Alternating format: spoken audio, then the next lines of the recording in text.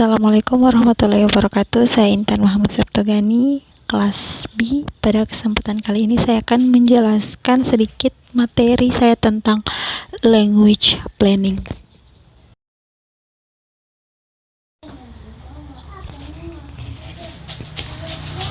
Materi language planning ini dibagi ke dalam dua topik. Yang pertama, linguistic problem and societal problem, dan yang kedua, national and official language.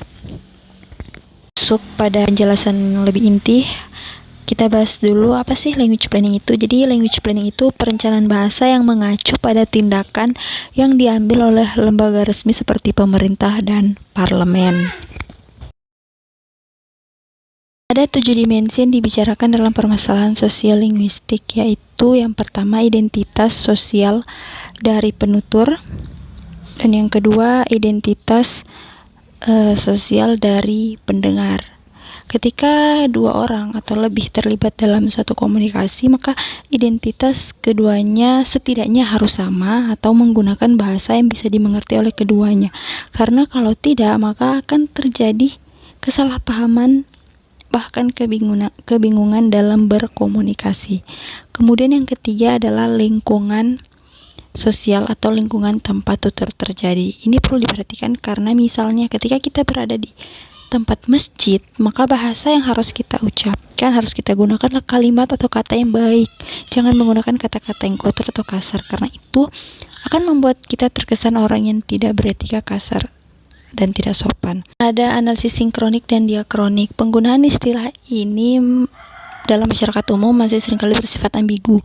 Secara linguistik, jika masyarakat tutur masih saling mengerti, maka alat komunikasinya adalah dua dialek dari bahasa yang sama.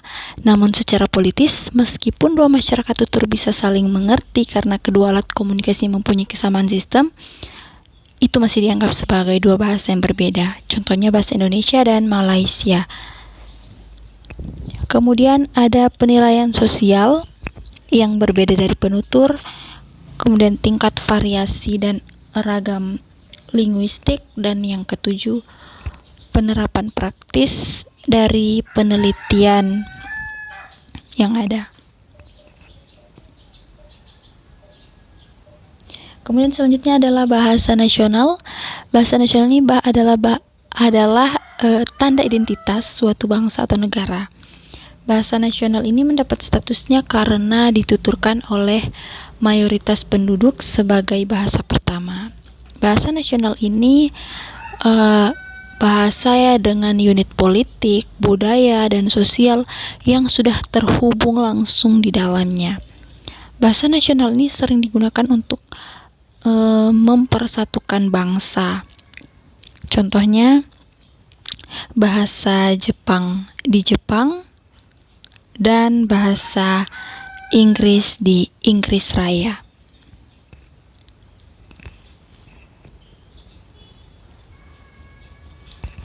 Selanjutnya ada bahasa resmi. Bahasa resmi ini diberikan status hukum di negara-negara bagian atau yurisdiksi.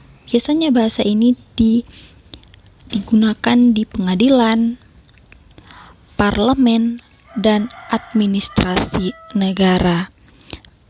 Meskipun sebagian besar negara ini memiliki satu bahasa resmi, suatu negara itu juga mungkin memiliki lebih dari satu bahasa karena alasan sejarah, politik, dan bahasa. Misalnya di India ada 22 bahasa resmi, setiap negara bagian dan wilayah persatuan mengadopsi satu atau lebih bahasa resmi. Kemudian ada perbedaan bahasa nasional dan bahasa resmi. Yang pertama, bahasa nasional itu ia mendefinisikan orang dari bangsa, budaya, dan sejarah. Sedangkan official language atau bahasa resmi ia mendefinisikan keberadaan legislasi dan kedaulatan suatu bangsa.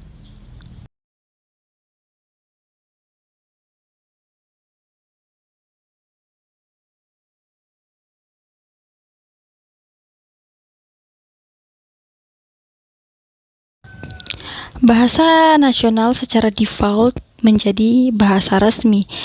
namun akan tetapi tidak dengan bahasa resmi. Bahasa resmi harus disetujui terlebih dahulu secara hukum untuk dijadikan sebuah bahasa.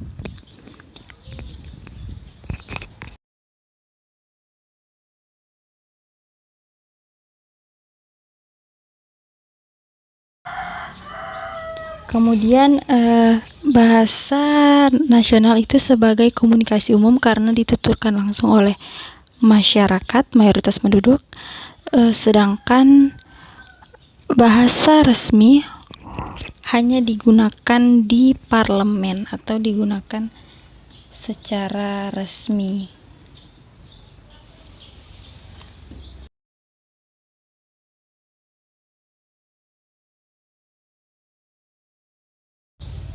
Dan untuk bahasa nasional, ia manifestasinya sosial budaya, sedangkan bahasa resmi manifestasinya adalah geografis politik. Sekian penjelasan dari saya. Apabila ada kesalahan dan kekurangan, saya mohon maaf. Assalamualaikum warahmatullahi wabarakatuh.